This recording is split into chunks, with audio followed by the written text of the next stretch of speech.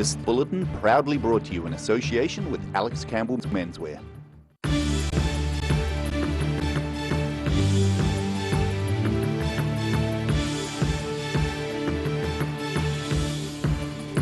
Coming up on the South today, over 1,000 educators unite with concerns about proposed changes to the Education Act. Hundreds of people are drawn to Oamaru in the name of skin art. And a local ski field plans to invest millions on their new lift, the first of its kind in the country.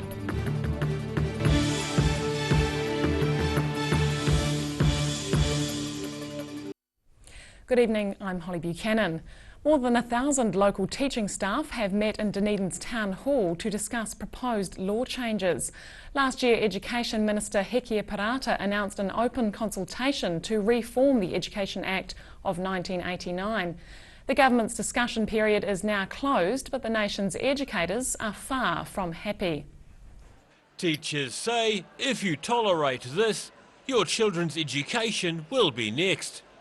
Organisers say 1,300 of the region's educated and affiliated staff took part in today's paid union meeting at the Dunedin Town Hall. Southern teachers are joining their colleagues from around the country to discuss changes, including what the government is calling global funding. But the fact is, it's bulk funding, it's a dressed up version of what we had in the 1990s. Teachers and parents, schools rejected it then, and I'm pretty sure they're going to reject it again this time. If we just have to look at early childhood centres, they're on a form of bulk funding, and we're going to hear today from speakers who will tell you about the difficulties that those early childhood centres have under a bulk funding regime. For the first time, members of the New Zealand Educational Institute and Post-Primary Teachers Association have joined forces with associated unions that represent other staff in the education sector. The PPTA believes this proposal will harm children's education. We want good public quality education for everybody, and so this is a great time for us to get together with teachers from primary and really have a look at what the issues are around this global funding, so-called. PPTA Executive Member Joe Hunter says the global funding idea has been used overseas and always means the same thing. That's how global funding has worked overseas, in the health industry, for example. That's how it's worked in early childhood since 2009. Less money. Education Minister Hekia Parata has defended the now closed consultation process, saying educators had a chance to discuss concerns. However, Hunter says those meetings were poorly notified. No, I really wanted to go to those meetings. I would have gone to a meeting anywhere in the country. She only invited principals and boards of trustees, I think, to go to the meetings. The one in our area was over the day that I found out it was on, so it wasn't actually widely promoted at all. The NZEI's Paul Galter says 50 meetings are being held around Aotearoa, and organisers were pleased that 1,300 education workers came to add their voices to the discussion at the Dunedin event. Throughout the country, union members are voting to oppose the minister's proposal and then campaign to stop it. Daryl Baser, The South Today. The University of Otago has moved up in the annual world rankings for tertiary institutions. It's now placed 169th out of the top 450 universities globally. That's a small improvement on its previous position of 173rd. Auckland University is leading New Zealand's rankings at 81st. Otago staff say they're pleased with their slight increase. They say it comes down to gains across a range of areas, including academic and employer reputation. The number of international students and citations per academic staff member are also factors. A celebration of skin art has been held in Oamaru at the annual Tattooed and Proud show. People from all over the South Island attended the event to share inked artworks adorning their bodies. And organisers say it's a great way to bring like-minded people together. For the last 9 years, on the first Saturday of September, the Tattooed and Proud show gives people a chance to share their body art with a group of like-minded people. The show caters for tattoos of all descriptions, and there's a variety of categories for those taking part to enter. And we try to keep the smaller stuff with the smaller stuff, so that you're not competing against a huge tattoo, which is more impressive and dynamic. Hamilton believes tattoos are as individual as the people they adorn. He says the industry has undergone changes over the years, but nowadays it's an artistic trade that is seen as mainstream. It's becoming more acceptable when you get like All Blacks with full sleeves and cricketers and the stuff like that. Dunedin-based Dark Star model Alice Parsons entered her tattoos into various categories. She estimates the work on her body to be worth around $10,000, representing certain events and people in her life, telling her story. She got her first tattoo at age 16 and says it becomes addictive. I don't feel the pain from it. I go into this euphoric sort of relaxing sensation where I nearly fall asleep. So yeah, it's just a really, really nice feeling, to be honest. Around 220 people attended the event, with trophies being awarded in nearly 30 categories. The Tattooed and Proud show looks set to continue for as long as people are using their bodies as a canvas. Dee Karen, The South Today. Dunedin residents are urged to batten down the hatches with a severe weather warning in place for tomorrow. Wind gusts of 120 kilometres per hour are expected to hit the city and Otago Peninsula from late morning. Authorities say locals should prepare for power cuts and secure outdoor furniture. Aurora Energy is warning people to steer clear of power lines and to switch off appliances at the wall in case of electrical surges. The wild weather is forecast to ease by evening. The Deep South is boasting a New Zealand first within the snow industry. Wanaka's Cadrona ski field is investing millions in a new type of lift. And for punters, it'll mean more time on the slopes. Sliding into the future, Cadrona Alpine Resorts gearing up for the construction of a new lift that will revolutionise how skiers and snowboarders get to the top of the mountain. A $10 million chondola should be up and running in a matter of months. It's a combined lift, so it is a high-speed lift that has gondola cabins and also 6-seater chair-lifts on it. The chondola will feature 10 gondola cabins and 40 conventional chairs. It's replacing the McDougall's lift, which has been operating for 3 decades. McIver says the chondola will transport about 2,500 people each hour and is a long-anticipated upgrade. We can't wait for it. It's going to be awesome. It's going to help the whole mountain. It's going to decrease lift queues all over the mountain. No other ski field in the country has the gondola cabins, which come from Europe. Cadrona staff are confident they'll not only improve the experience for seasoned skiers and snowboarders, but also assist newbies in accessing runs.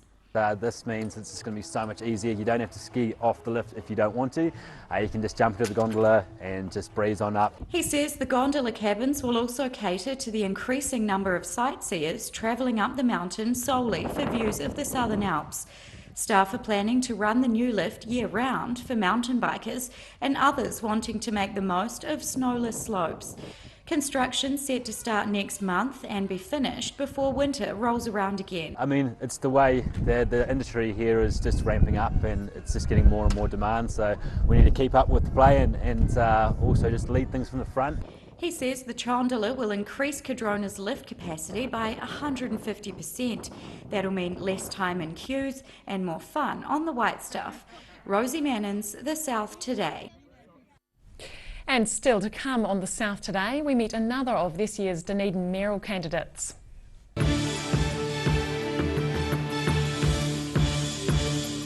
Silverhorns Collagen Plus naturally supports your collagen levels, giving you younger, firmer looking skin, healthier, shinier hair and stronger nails. Be quick, buy one now and get a second pack half price. Call 0800 502 402. Actually changes your mental state. I mean, if you could have a bad day, you can walk in to the house and here's the cat or the dog come up to greet you. No matter how bad a day you've had, it's just disappeared.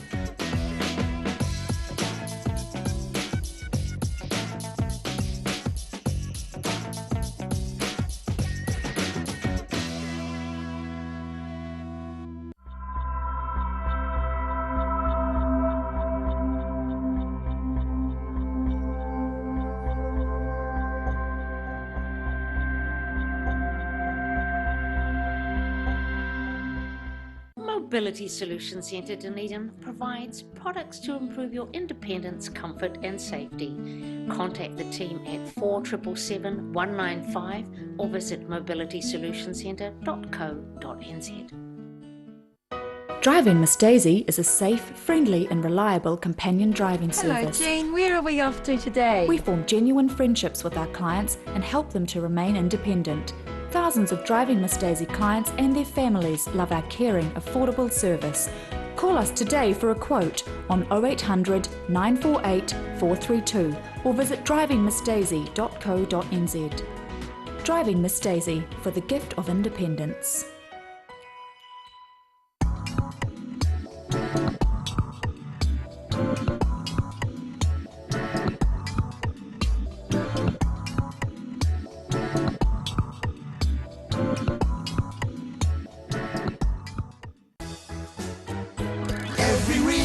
Every season, we're proud to dress the region. Alex Campbell Menswear, it fits.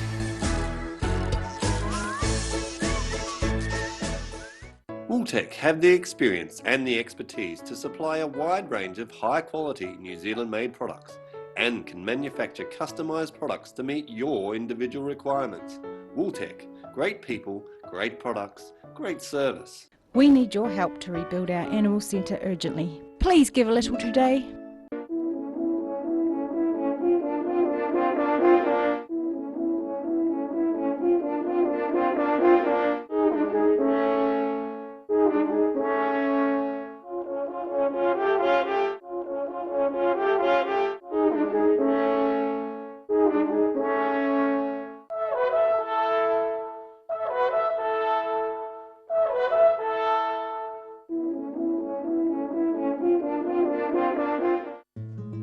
Thinking of services for older people? Think Enliven. Enliven is a service philosophy where people come first. Enliven is about choice, activity, relationships, respect and security. You can enliven your health, your friendships, your life, no matter what your age. For more information, go to psotago.org.nz or call 4777 115. Hi, my name is Ronald Fong.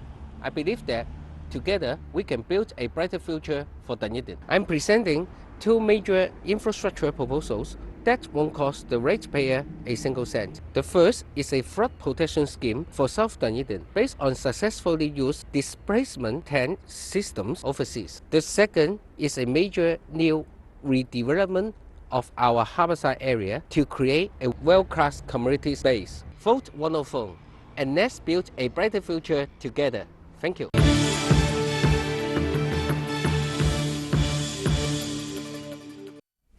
Welcome back. Tonight we continue with our interviews of Dunedin mayoral candidates, and Scarp Barber-Evans joins me now. Good evening. Hi. How long have you lived in Dunedin? Dunedin's been my home for the last 16 years or so, but I left for a wee bit in the middle, moved to Australia and came back. And why are you running for the mayoralty? I've said this to everyone. Quite honestly, it's a tactical decision. So I get a lot of cheaper or free advertising if I run for the mayoralty than if I run for city council. And yeah, it's opportunities like this that help me get that advertising happening. What leadership experience can you bring to the table? So I've been leading and coordinating different projects in activism or in community work since I was a teenager. I guess I've only got 21 years of it compared to the other candidates, but I'm really good at picking up new skills, and I'm a very fast learner. What do you see as the top two issues currently facing Dunedin? At the moment, I see the future of South Dunedin as a really big issue here. For obvious reasons. And I also see developing our city for the future to be sustainable, clean and innovative to be a really big issue at the moment. What do you consider to be the core functions of the Dunedin City Council? The Dunedin City Council exists to lead and coordinate change and development in our city. So the role of the council is to take all of our best advice possible from scientists, engineers and other experts in their fields, and to use that advice to make the best decisions that they can. How do you feel the current council is performing?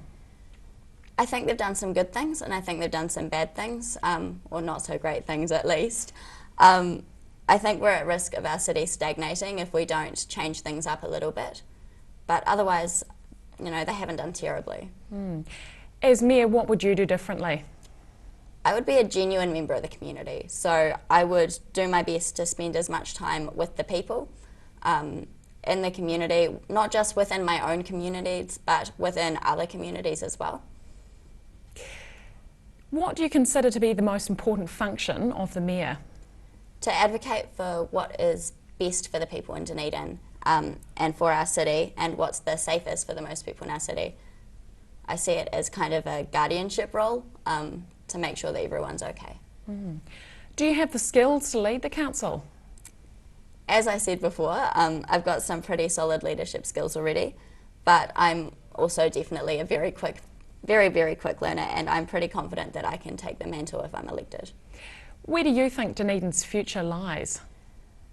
I see a very sustainable future. I see a future where everything's somewhat clean and green, and we aren't using our resources all up. I see a future where everyone who's capable of working has a job, and people who aren't capable of working feel safe and respected within our communities. I see a future where our university and our polytech are able to just continue blossoming into, you know, there's something already great, but just continue developing. I see a Dunedin where everyone has a warm, dry, safe home. Yeah. What do you love about Dunedin?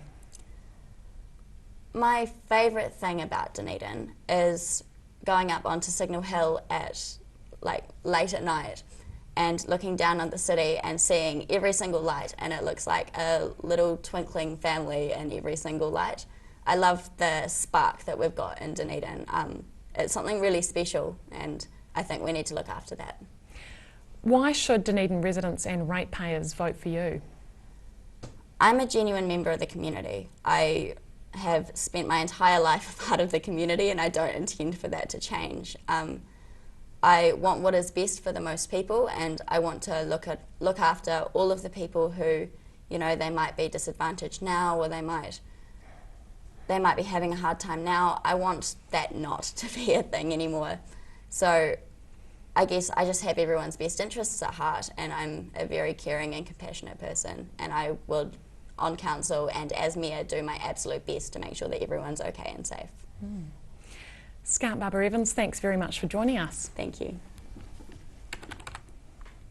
After the break on The South Today, we'll recap the day's news and check out weather for the lower half of the South Island.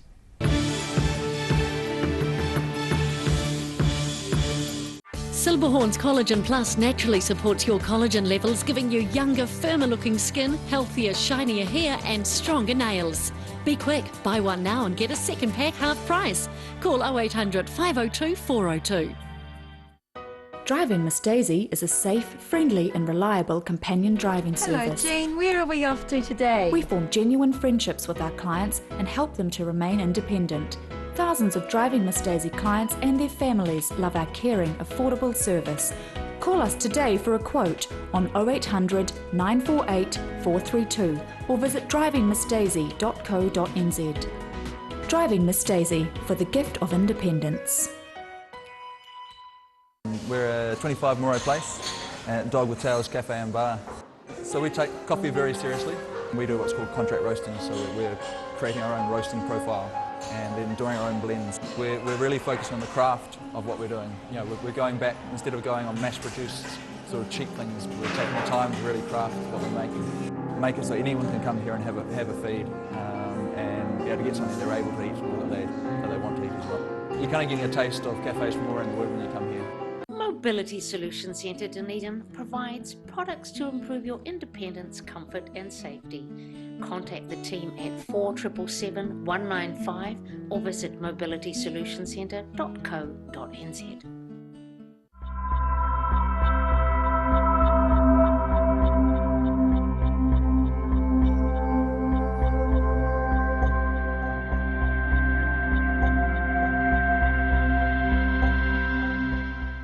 We need your help to rebuild our animal centre urgently. Please give a little today. Every reason, every season, we're proud to dress the region. Alex Campbell Menswear, it fits.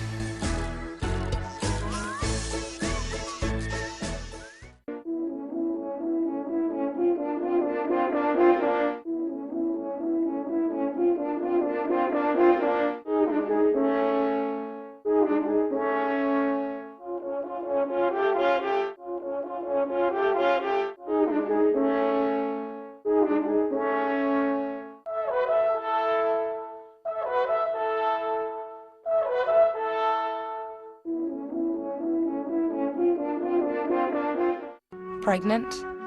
Need to talk? 24 hours a day, 7 days a week. Pregnancy counselling services are here to help. It's free, it's confidential. Call us now on 0800 773 462.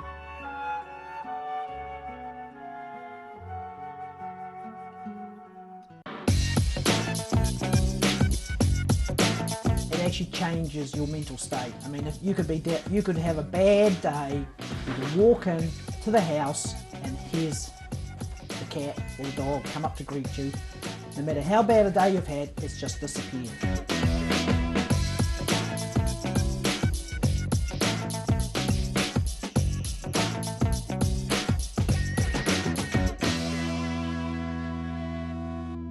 Hi, my name is 104. I believe that together we can build a brighter future for Dunedin. I'm presenting two major infrastructure proposals that won't cost the ratepayer a single cent. The first is a flood protection scheme for South Dunedin based on successfully used displacement tent systems overseas. The second is a major new redevelopment of our harborside area to create a world-class community space. Vote 104 and let's build a brighter future together. Thank you.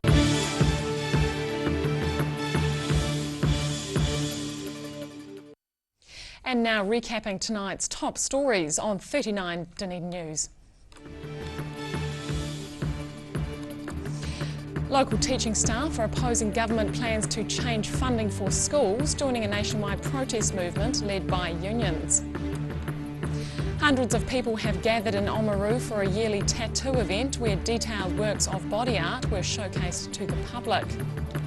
And Cadrona Alpine Resort is investing $10 million in a new lift that'll be the first of its kind in the country.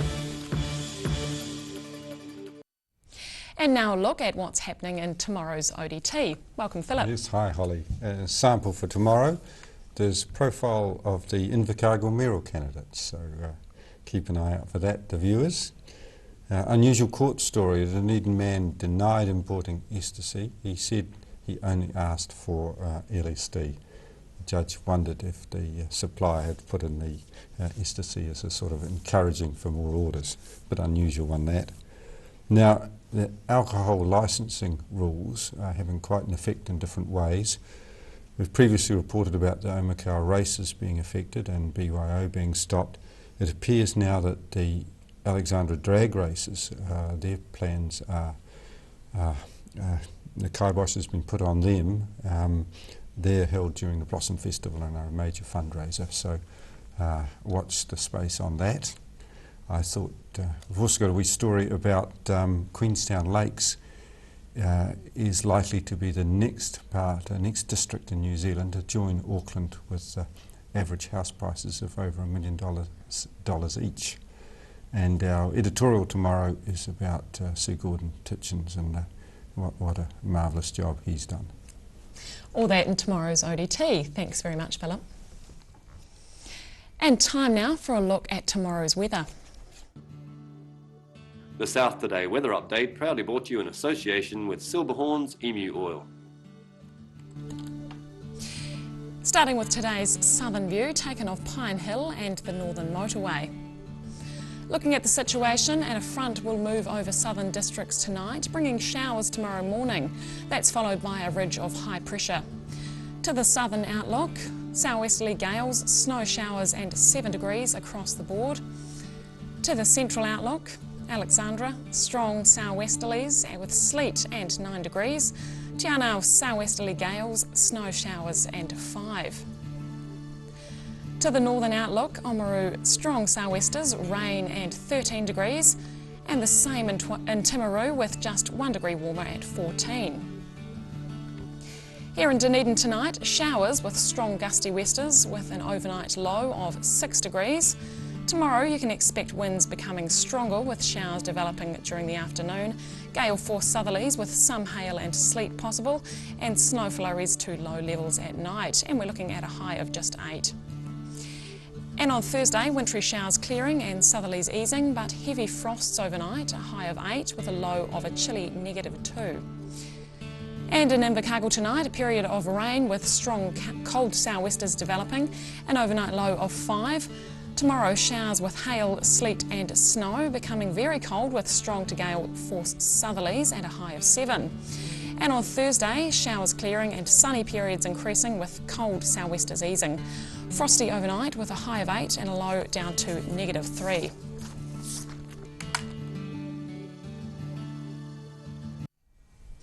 And that's all from us tonight. We'll see you again tomorrow. Good night.